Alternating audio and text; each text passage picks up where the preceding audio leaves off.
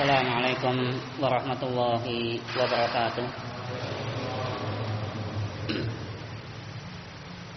Innal hamdalillah nahmaduhu wa nasta'inuhu wa nastaghfiruh wa na'udzu billahi min shururi anfusina wa min sayyiati a'malina. May yahdihillahu fala mudhillalah wa may yudlil fala hadiyalah. Asyhadu an la ilaha illallah wahdahu la syarikalah wa asyhadu anna Muhammadan abduhu wa rasuluh. Qala Allah Ta'ala, ya ayyuhalladzina amanu taqullaha haqqa tuqatih wa la tamutunna illa wa antum muslimun.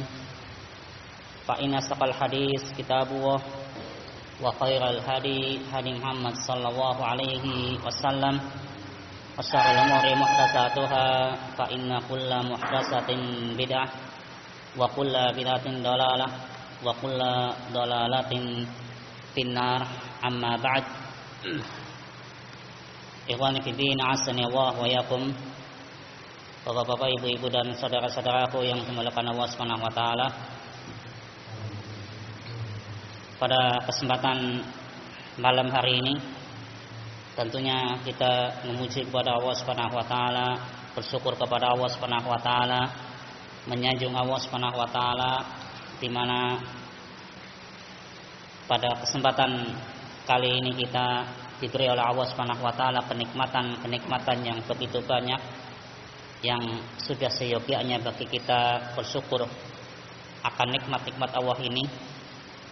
Dan alhamdulillah pula kita dipertemukan dalam satu majelis ilmu yang mudah-mudahan majelis yang diberkati oleh Allah Subhanahu wa taala.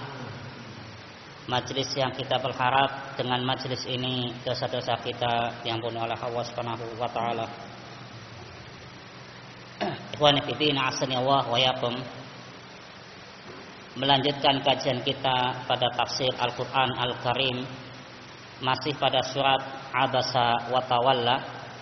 Kita masuk pada ayat yang ke-33, dan kemarin pada kesempatan yang lalu kita terhenti pada ayat ini, di mana Allah Subhanahu wa taala berfirman, a'udzubillahi minasyaitonir rajim, fa idza ja'atis shakhah yauma yafirrul mar'u min akhi wa ummihi wa abi wa sahibatihi wa bani likulli imri'in minhum yawma idzin sya'nu yughni wujuhun yawma idzin musfirah dhahikatum mustabsirah.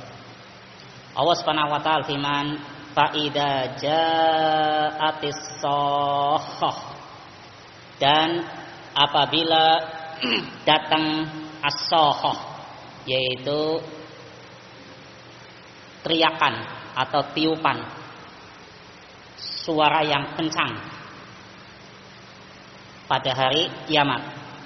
Yauma yafirrul mar'u min akhi, maka pada hari itu, yauma pada hari itu, yafirrul mar'u, seseorang akan lari, min akhihi, dari saudaranya, wa ummihi wa abi, dan dia pun akan lari dari ibunya dan bapaknya, wa sahibatihi wa bani, dan dia pun akan lari dari istrinya dan anak-anaknya. Likulli imri'in minhum, karena likulli imri'in minhum, setiap orang akan yauma idzin pada hari itu, sya'nu yughni, memiliki urusan yang menyibukkan mereka masing-masing. Wujuhu yauma idzin musfirah, pada hari itu ada orang-orang yang wajahnya itu berseri-seri. Dhahikatum mustabsirah, di mana dia tertawa dan bergembira. Ikhwan fillah, azani Allah wa iyyakum. Kita lihat pada ayat yang ke-33 ini, sebagaimana pada pembahasan yang lalu, bahwa Allah Subhanahu wa taala setelah menjelaskan tentang kenikmatan-kenikmatan duniawi, mata'allakum wa li'an'amikum, pada ayat sebelumnya adalah makanan-makanan itu semuanya adalah mata'an lakum wa li'an'amikum, kenikmatan buat kita dan kenikmatan buat binatang-binatang ternak. Sebagaimana pada pembahasan yang lalu bahwa ayat ini faida ja'atis shakhah itu datang sesudah Allah Subhanahu wa taala menjelaskan tentang kenikmatan dunia. Ini menunjukkan tentang bahwa kenikmatan dunia itu adalah kenikmatan yang sesaat, kenikmatan yang sebentar. Karena sesudah Allah Subhanahu wa taala menjelaskan kenikmatan, Allah Subhanahu wa taala langsung menjelaskan tentang kiamat. As-Shakhah itu adalah salah satu nama hari kiamat, yaitu Shakhah. Yaitu apa? Bunyi yang sangat keras, tiupan sangkakala yang kedua. Para ulama sepakat as-shakhah adalah tiupan sangkakala yang kedua, di mana tiupan ini adalah tiupan yang sangat kencang sekali. Saking kencangnya tiupan atau saking kencangnya suara ini, maka menjadikan seseorang itu terbelalak, menjadikan pendengaran seseorang pun tuli, rusak. Sehingga gambaran tentang apa? Gambaran tentang dahsyatnya hari kiamat. Allah Subhanahu wa taala menyebutkan bahwa salah satu nama hari kiamat adalah Shakhah, yaitu suara yang sangat menggelegar, suara yang sangat kencang sekali. Allah katakan faida ja'atis shakhah, apabila suara yang kencang itu datang. Artinya tiba saatnya suara yang sangat kencang, yaitu tiupan sangkakala yang kedua. Maka saat itu pula Allah Subhanahu wa taala katakan yauma yafirrul mar'u min akhi. Di hari itu orang-orang akan lari dari 5 hal. Lari dari saudaranya, lari dari ibunya, lari dari bapaknya, lari dari sahibatihi istrinya, dan lari dari anak-anaknya. Nah, kalau kita hayati ayat ini atau surat ini, maka kita dapati 5 orang ini, siapa saja tadi? Saudaranya, ibunya, bapaknya, istrinya, dan anak-anaknya. Ini kan gambaran tentang seseorang itu biasanya kalau ada kebutuhan atau ada problem, pasti yang pertama kali dia keluhkan kepada siapa? Saudara kita. Kita mungkin pengalaman waktu kita SD atau waktu kita SMP atau waktu kita masih sekolah dan kita punya problem, biasanya ngadu problem itu kemana? Ngadunya mana Dek? Saudara kita dulu, ya kan? Mungkin kakak kita atau mungkin adik kita. Sehingga kita lihat Allah Subhanahu wa taala menyebutkan tentang gambaran seseorang itu biasanya dia kalau ada atau mempunyai kebutuhan sesuatu dan dia pengen mengeluarkan unek-uneknya, problemnya, maka dia akan curhatnya, yang pertama kali dia curhati biasanya adalah saudaranya dulu. Kemudian apa? Biasanya ke ibunya, ke bapaknya, baru mungkin ke istrinya atau ke anak-anaknya. Nah, kita lihat Allah Subhanahu wa taala menyebutkan di ayat ini atau di dalam surat ini gambaran tentang orang yang di dunia saja, yang seseorang itu ada keakraban, ada kedekatan secara nasab atau secara keturunan atau secara kekeluargaan, ada keakraban, tapi nanti di hari kiamat setiap keakraban tadi dia pun lari. Yauma yafirrul mar'u min akhi. Pada hari itu orang akan lari dari saudaranya. Dulu dia curhat sama saudaranya, tapi di hari kiamat dia lari dari saudaranya. Dulu dia minta bantuan, minta kasih sayang sama ibunya, sama bapaknya, tapi nanti di hari kiamat dia pun yafirru, lari dari ibunya, lari dari sahibatihi, istrinya dan anak-anaknya. Ikhwani fiddin, a'azzani Allah wa iyyakum. Ayat ini menjelaskan kepada kita bagaimana gambaran hari kiamat itu adalah gambaran yang sangat menakutkan dan sangat sesuatu yang mencekam. Sampai-sampai orang tidak akan peduli lagi sama saudaranya, orang tidak peduli lagi sama ibunya, orang tidak peduli lagi sama ayahnya dan seterusnya. Yang dia pikirkan adalah dirinya sendiri. Nafsi, nafsi, diriku, diriku. Bagaimana saya bisa selamat dari azab Allah Subhanahu wa taala? Bagaimana saya bisa terhindar dari azab Allah Subhanahu wa taala atau terhindar dari neraka? Itu yang dipikirkan oleh setiap orang. Makanya kita lihat dalam ayat yang lain, Allah Subhanahu wa taala yang menyusui anaknya, dia akan tinggalkan anak susuannya. Wa tad'u kullu dzati hamlin hamlaha, dan engkau akan dapati setiap orang yang bunting hamil, maka dia keguguran dari hamilnya. Wataran nasa sukaro, dan engkau akan dapati manusia seakan-akan dia dalam keadaan mabuk, wa mahum bisukaro, akan tetapi hakikatnya mereka tidak mabuk, walakinna adzaballahi syadid, akan tetapi azab Allah sangat pedih. Kita lihat ikhwani fiddin, a'azzani Allah wa iyyakum. Ayat ini pun menjelaskan kepada kita tentang apa? Bagaimana dahsyatnya hari kiamat, sampai-sampai seorang ibu yang sedang menyusui itu akan dia tinggalkan anak susuannya. Dia tidak lagi melindungi anaknya. Kan berarti kan sesuatu yang sangat mencekam, sesuatu yang menunjukkan tentang apa?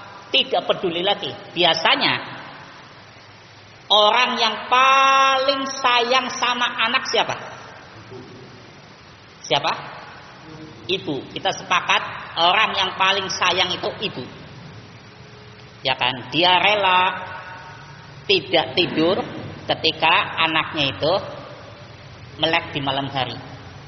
Pokoknya ibu itu adalah orang yang sangat sayang sama anaknya. Tapi kita lihat di ayat ini, di hari kiamat, ibu yang sedang menyusui pun dia akan tinggalkan anak susuannya itu. Tentang menunjukkan apa? Dahsyatnya hari kiamat. Nah, surat Al-Hajj, di awal surat Al-Hajj ini pun sama seperti pada surat Abasa yang sedang kita bahas. Allah Subhanahu wa taala mengatakan apa atau berfirman, yauma yafirrul mar'u min akhi. Pada hari itu setiap orang akan lari dari saudaranya, dari ibunya, dari bapaknya dan seterusnya. Nah, pertanyaannya, kenapa mereka itu lari dari itu semuanya? Dari 5 orang tadi. Logikanya kan gini. Sama yang akrab saja lari, apalagi yang tidak akrab, apalagi yang tidak ada hubungan keluarga, teman, sahabat, ataupun yang lainnya. Kan seperti itu. Yang akrab saja, saudara, ibu, bapak, itu saja mereka lari.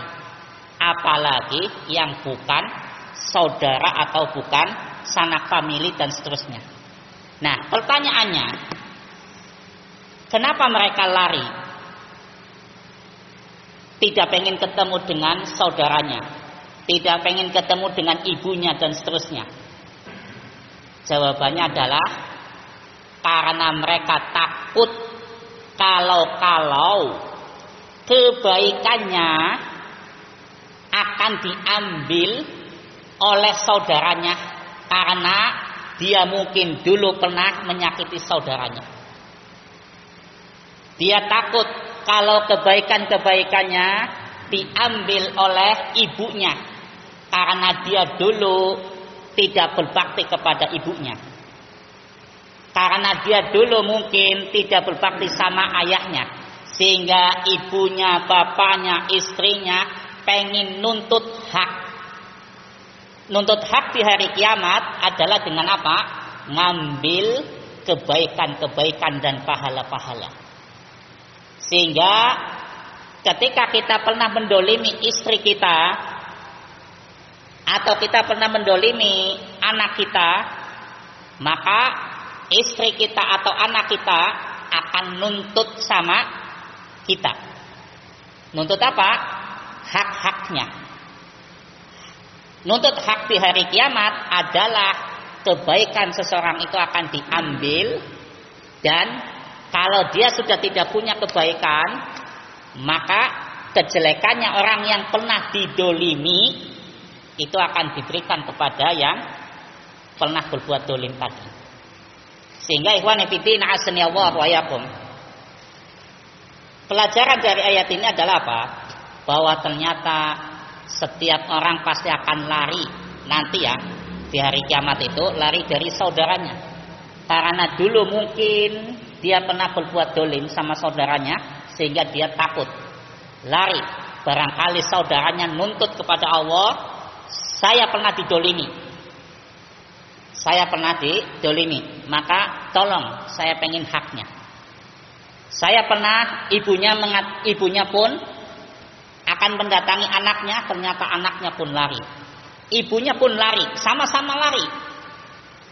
Anak pun lari dari ibunya, ibunya pun lari dari anak-anaknya. Kenapa? Karena setiap orang merasa ada kekhawatiran barangkali saling nuntut hak. Sang ibu lari dari anaknya khawatir, minta anaknya itu minta haknya. Dulu ibunya tidak pernah mendidik anak-anaknya. Dulu ibunya tidak pernah nyuruh anak-anaknya untuk sholat.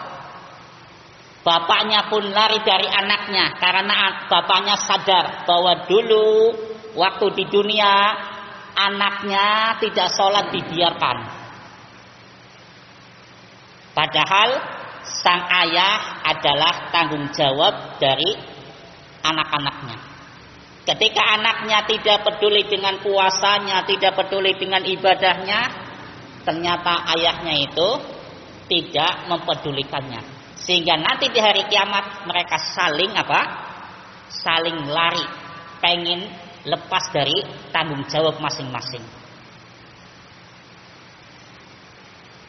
Kemudian kita lihat Allah Subhanahu wa taala menyebutkan apa? Disinilah bahwa ketika seseorang di dunianya adalah dia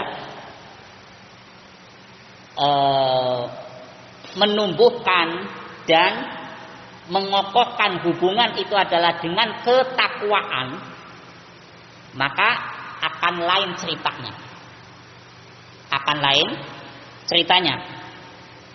Sehingga di sini ketika misalnya sang ayah betul-betul mendidik anaknya dengan didikan yang bagus, waktunya sholat diingatkan sholat, diperintahkan untuk sholat, waktunya puasa dia pun memerintahkan untuk puasa, sang anak pun mengingatkan kepada orang tuanya Kalau orang tuanya belum sholat, maka anaknya pun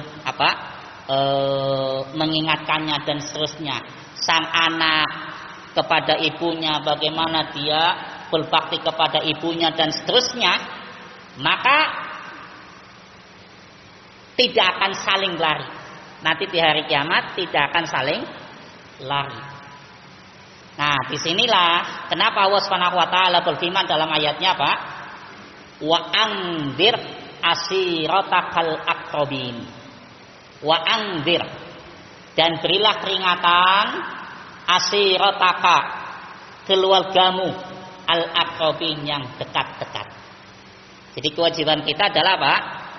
Untuk saling mengingatkan terhadap keluarga kita khususnya. Karena Allah mengatakan wa anzir asiratakal aqrabin, dan peringatkanlah, berilah peringatan kepada keluarga-keluargamu yang dekat-dekat. Dari ayah kita, ibu kita, adik kita, saudara kita, anak kita, ataupun istri kita. Peringatkan. Wa anzir, peringatkanlah asirataka, keluargamu. Jadi yang difokuskan adalah tentu keluarga kita. Karena itulah tanggung jawab kita semuanya. Kan seperti itu. Sehingga kita lihat bagaimana Nabi Ibrahim alaihi salam berharap kepada Allah Subhanahu wa taala. Salah satu doanya Nabi Ibrahim adalah apa? Rabbij'alni muqimas shalah wa min dzurriyyati Rabbana wa taqabbal du'a. Allah Subhanahu wa taala firman tentang doanya Nabi Ibrahim. Rabbij'alni muqimas shalah. Wahai Allah Tuhanku, jadikanlah aku orang yang rajin menegakkan salat. Wa min dzurriyyati, dan juga keluargaku. Artinya apa di sini? Nabi Ibrahim berusaha untuk dia menjadi dirinya sendiri adalah orang yang rajin sholat, anak-anaknya, keluarganya pun adalah anak-anak yang rajin menegakkan sholat pula. Kenapa? Karena kalau di dunianya dia baik, di dunianya saling mengingatkan, di dunianya saling menunaikan hak-hak dan kewajibannya. Karena setiap kita, suami punya hak, istri punya hak, suami pula punya kewajiban, istri pun punya kewajiban. Anak punya hak yang wajib dilakukan oleh orang tua pun punya hak yang wajib dilakukan oleh anaknya. Terus kalau hak dan kewajiban dalam sebuah keluarga, hak dan dalam kewajiban dalam sebuah ikatan hubungan keluarga tadi dilakukan, maka insya Allah di hari kiamat pun adalah apa? Mereka bisa saling bergabung dan tidak paling saling apa? Bercerai-berai. Makanya Allah Subhanahu wa taala pun mengatakan apa? Al-akhillau yauma idin ba'duhum li ba'din adu illal muttaqin. Al-akhilla, teman-teman, yauma idin, pada hari itu nanti, ba'duhum li ba'din adu, sebagian satu dengan sebagian yang lainnya adalah saling memusuhi. Illal muttaqin, kecuali orang-orang yang bertakwa.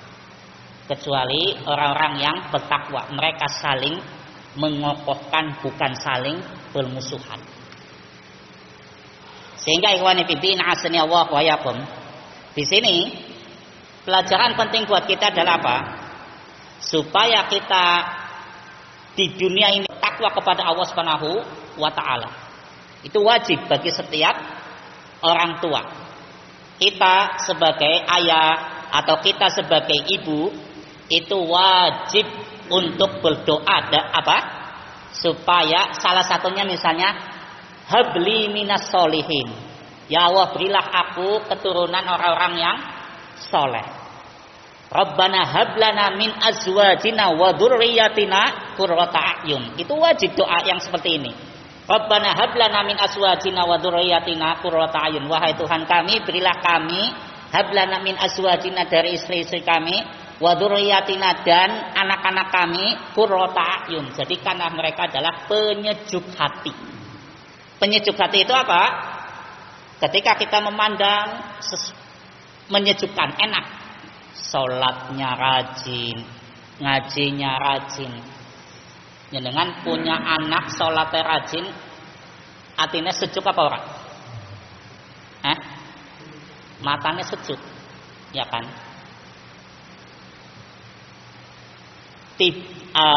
Tiba waktunya adzan, ternyata anak langsung bergegas ke masjid. Itu pemandangan yang luar biasa.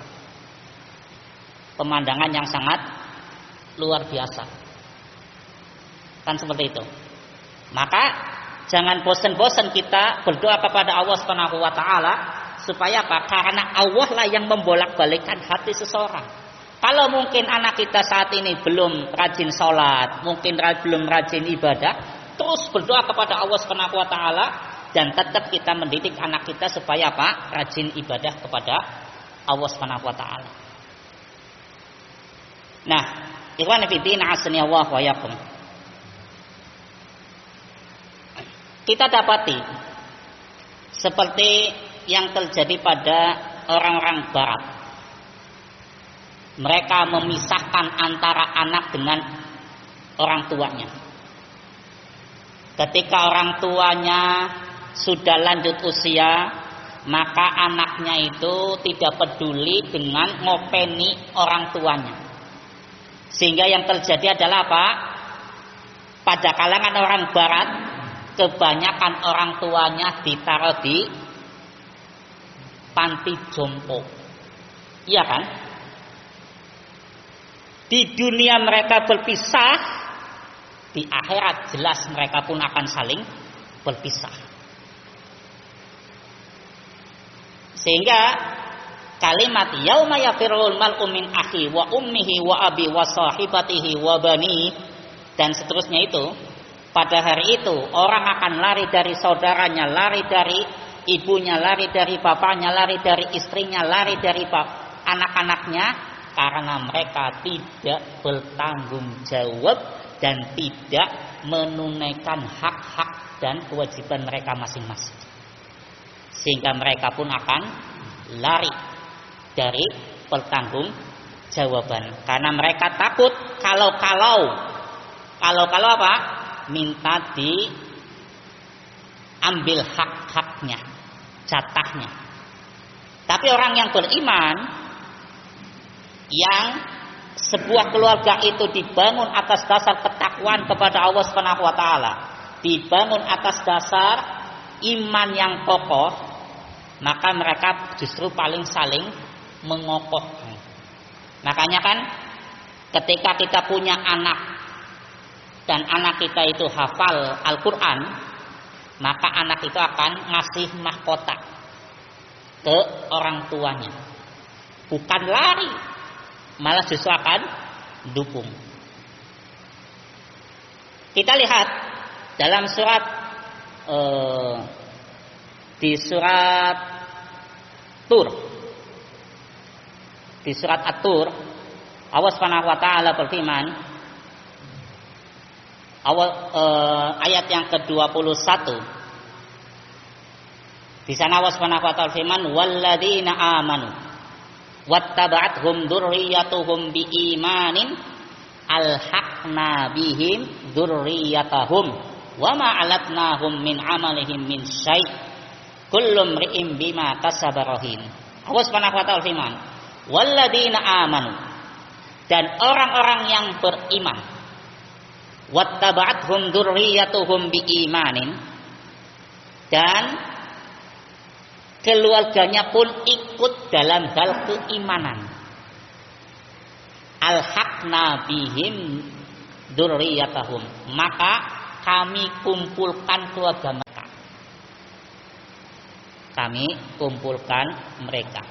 Wa ma'alatnahum min amalihim min syai', dan tidaklah kami menyanyiakan amalan mereka sedikit pun. Jadi ikhwani fillah asni Allah wa yakum, kalau di dunianya ada unsur ketakwaan, dibangun keluarga itu adalah keluarga yang penuh ketakwaan, insya Allah di akhirat pun tidak saling lari, tapi malah justru saling memberikan syafaat. Tapi kalau di dunianya sang anak memutuskan silaturahmi dengan ibunya gara-gara warisan, ayahnya meninggal, dibagi waris, kemudian pecah, naudzubillah. Sang anak menjauhkan ibunya dan seterusnya misalnya, maka jelas di hari kiamat pun mereka bisa saling apa? Yafirru, saling lari dan tidak akan bertanggung jawab, naudzubillah. Maka pantas kalau Nabi kita Muhammad sallallahu alaihi wasallam pernah mengatakan, ma min danbin ajdaru an yu'ajjala li sahibihi al-'uqubata fid dunya wa ma'a ma yudakhiruhu fil akhirati minal baghi wa qati'atir rahim. Kata Nabi, ma min danbin, tidaklah sebuah dosa yang lebih layak ajdaru an yu'ajjala lahu an yu'ajjala li sahibihi al-'uqubata fid dunya, yang mana tidaklah sebuah dosa lebih layak hukumannya itu disegerakan di dunia dan juga ditabung di akhirat. Hukumannya kecuali dua hal, yaitu zina dan pemutusan silaturahmi. Zina dan pemutusan silaturahmi itu hukumannya bisa langsung kontan di dunia dan juga di akhirat, naudzubillah. Nah, ikhwan fillah azani Allah wa iyyakum. Kita kembali dengan apa yang disebutkan dalam ayat yang sedang kita bahas ini, bahwa Allah Subhanahu wa taala menyebutkan tentang di hari itu seseorang akan lari dari saudaranya, dari ibunya, dari bapaknya, wasahibatihi. Nah, ini yang perlu kita bahas. Wasahibatihi. Sahibah asli artinya adalah sahabat. Istri dalam ayat ini itu, istri itu dinamakannya dengan sahibah, sahabat. Kenapa Allah Subhanahu wa taala menyebutkan istri dalam ayat ini adalah bahasanya bukan zaujah. Istri itu asli bahasa Arabnya adalah zaujah. Tapi dalam ayat ini Allah menamakan istri itu sahibah. Sahibah itu artinya sahabat yang selalu mendampingi. Tapi para ulama menafsirkan kalimat sahibah itu adalah istri. Kenapa Allah Subhanahu wa taala menamakan istri itu adalah dalam ayat ini sahabat?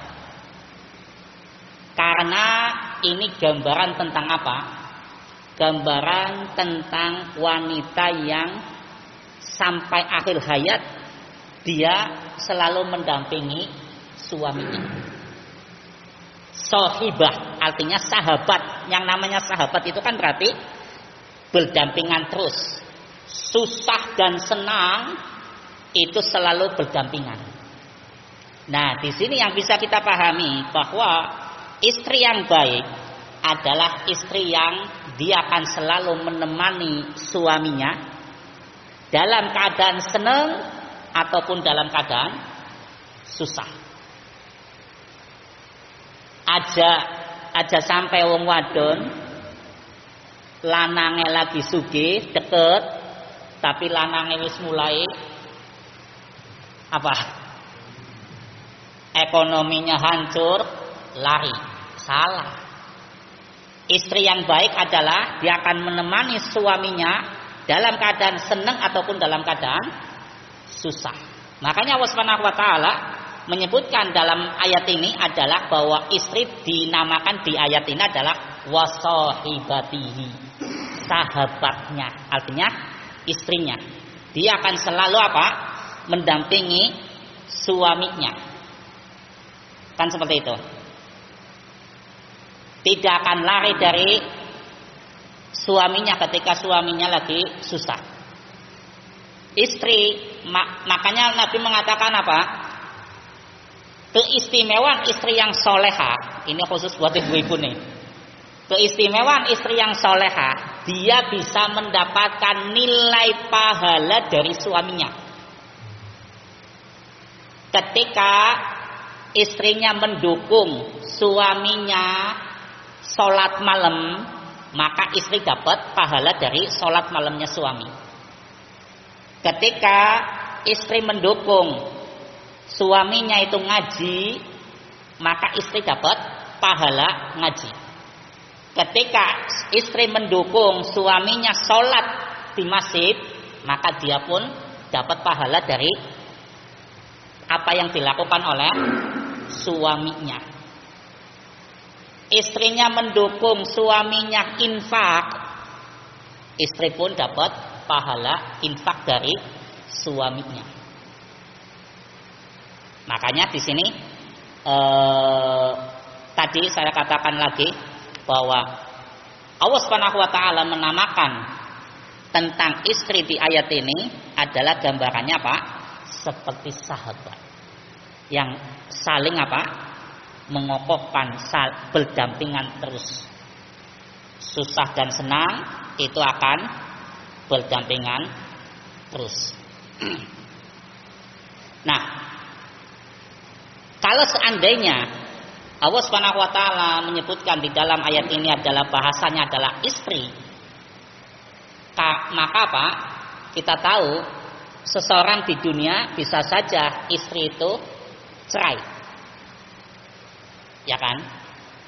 Sehingga kalau istri itu sudah cerai, sudah tidak ada hubungan, tidak ada hubungan lagi.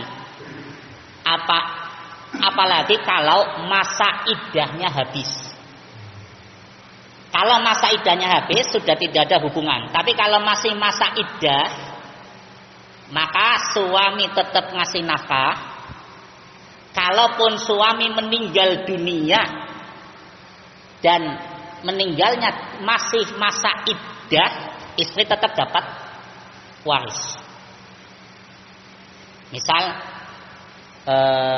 suami menceraikan istri, ya kan?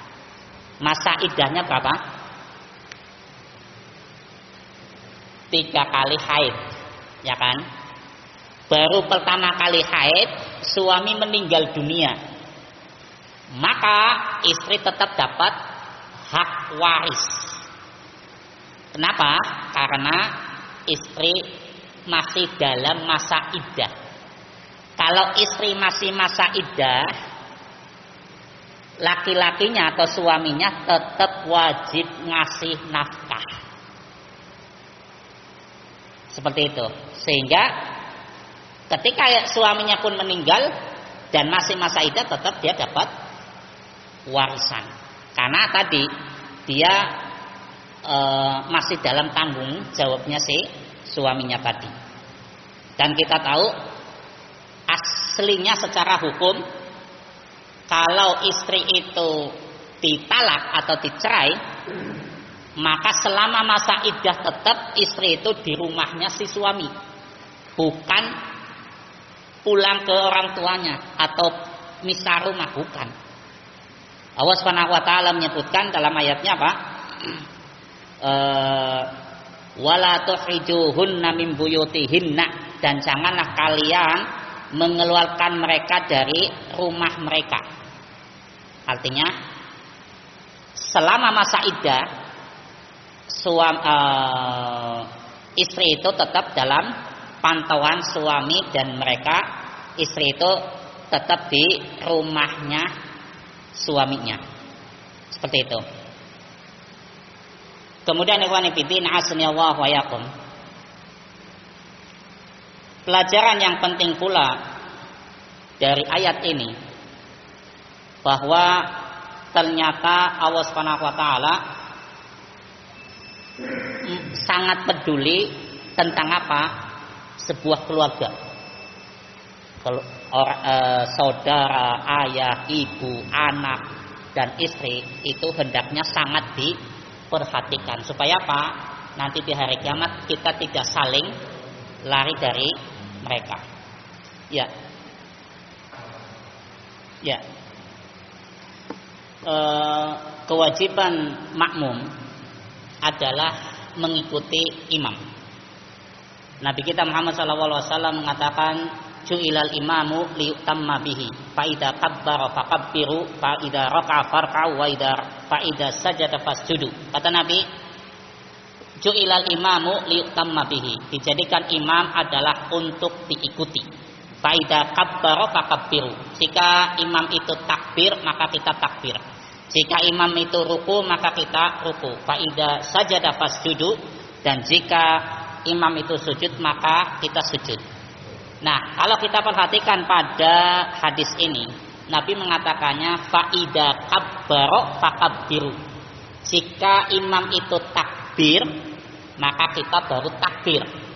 Jika imam itu ruku, maka baru kita ruku. Ya kan? Jika imam itu sujud, maka kita baru sujud. Nah, para ulama menjelaskan yang kita ikuti adalah gerakannya, bukan ucapan terakhirnya.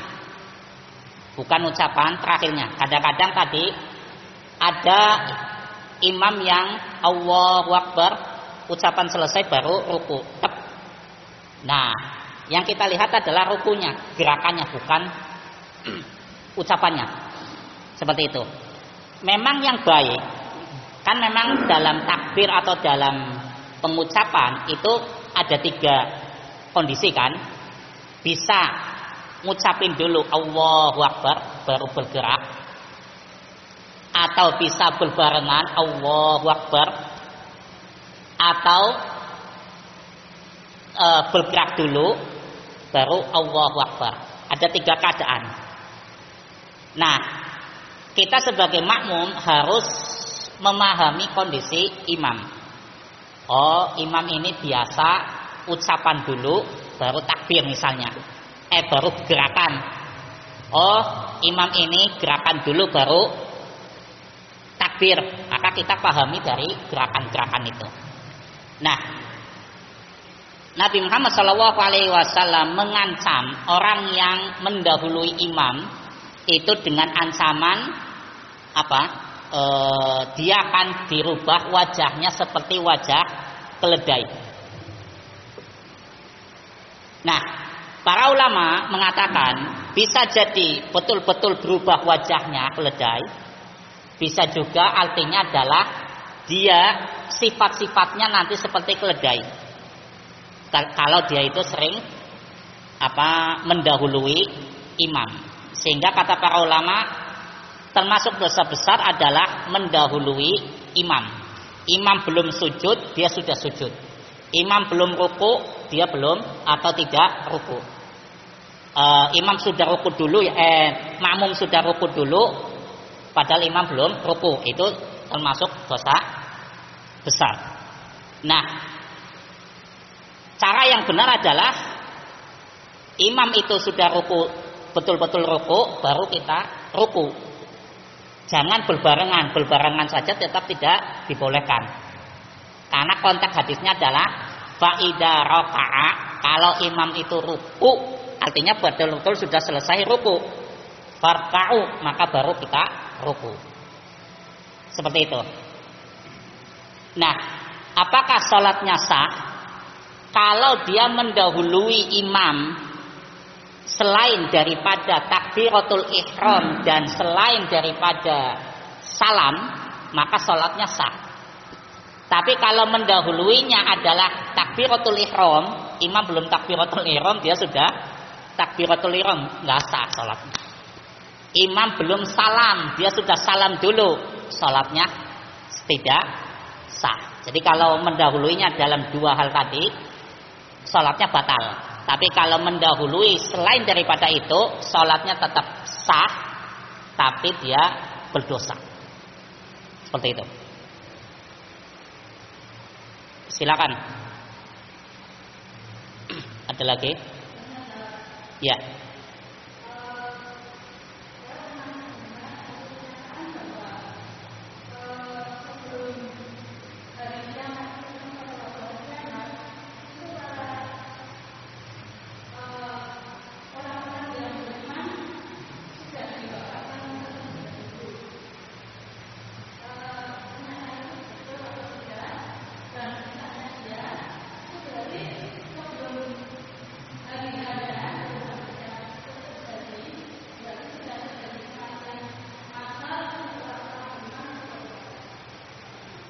Ya. Nabi Muhammad sallallahu alaihi wasallam menyebutkan dalam hadisnya, la tuqamu yaumul qiyamati illa ala asrarin nas. La yaqumu sa'atu. Hari kiamat itu tidak akan terjadi ya, kecuali pada sirorin nas. Manusia-manusia yang jahat. Sirorin nas, manusia yang jahat. Di hadis yang lain disebutkan bahwa hari kiamat itu tidak akan terjadi hatta la yuqal Allah fil ard. Sampai di muka bumi ini tidak lagi ada orang mengucapkan Allah. Nah, dua hadis ini saja sudah menjelaskan pada kita bahwa hari kiamat itu terjadi ketika manusia itu sudah ateis semua, tidak percaya Tuhan. Tadi hadis pertama Nabi mengatakan bahwa hari kiamat itu terjadi pada sirorin nas, manusia-manusia jahat, ya kan? Di hadis yang lain menyebutkan hari kiamat tidak akan terjadi sampai di muka bumi ini tidak ada lagi orang mengatakan Allah. Nah, di hadis yang lain Nabi kita Muhammad SAW menyebutkan bahwa nanti Allah akan meniupkan sebuah tiupan angin, di mana angin itu akan berburu ke setiap orang yang beriman. Walaupun imannya sedikit kecil sekali, maka angin itu akan membuat orang itu akan mati. Jadi angin itu akan bertiup, akan bertiup dan akan menangkap setiap orang yang ada imannya walaupun sedikit sekali, dia pasti akan mati. Nah, dari situlah kemudian apa? Yang hidup itu adalah orang-orang yang tidak ada iman. Orang-orang yang tidak ada iman sama sekali. Baru kemudian itu sekitar 100 tahunan, kalau nggak salah. Kalau kita melihat pada hadis, orang ateis itu akan hidup selama 100 tahun, di mana kata Nabi mereka akan berbuat zina seperti binatang, layaknya binatang, berzina di depan mata orang. Yang paling minim itu mereka berzina di belakang pohon. Artinya apa? Manusia-manusia yang betul-betul jahat, manusia-manusia yang betul-betul tidak ada iman. Baru kemudian Allah akan memerintahkan kepada malaikat untuk meniupkan sangkakala yang pertama. Disitulah kemudian bumi, planet-planet saling bertabrakan, kemudian lautan menjadi meluap dan seterusnya. Sehingga yang menyaksikan dahsyatnya hari kiamat, planet pada bertabrakan dan seterusnya, itu adalah orang-orang kafir yang tidak ada iman sedikit pun. Seperti itu. Adapun orang yang beriman, mereka akan mati semuanya dulu. Baru pada tiupan yang kedua, nah itu ada pembangkitan manusia dari alam kubur. Kalau pada tiupan pertama, dahsyatnya hari kiamat atau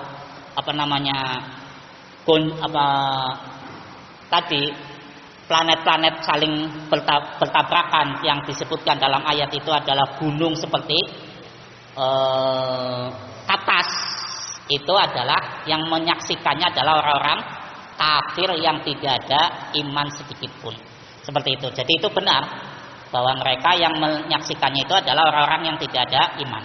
Adapun orang yang beriman walaupun kecil imannya, tetap Allah akan matikan terlebih dahulu. Wallahu taala alam. Wassallallahu ala nabiyina Muhammad wa ala alihi washabihi ajmain. Subhanakallahumma wa bihamdika, la ilaha illa anta, astaghfiruka wa atubu ilaik. Assalamualaikum warahmatullahi wabarakatuh.